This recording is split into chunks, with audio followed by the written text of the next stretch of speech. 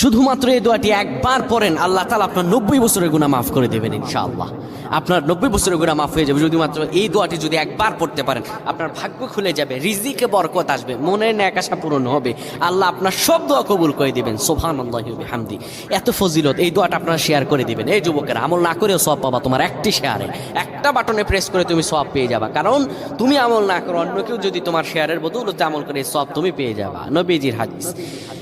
আমার ভাইয়েরা, আল্লাহর কাছে দোয়া করা, আল্লাহর কাছে দোয়া চাওয়া, এটি হলো মুমিনদের কাজ। আমার আল্লাহ বান্দাকে বলেন, বান্দারে উদউনি আস্তাজিব লাকুম, আমার কাছে চাও, আমার কাছে চাইলে আমি আল্লাহ তোমাকে দিয়ে দিব।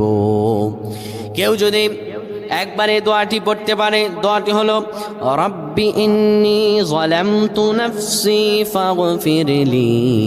কেউ যদি এই দোয়াটা একবার পড়তে পারে, আমার আল্লাহ তাআলা তার 90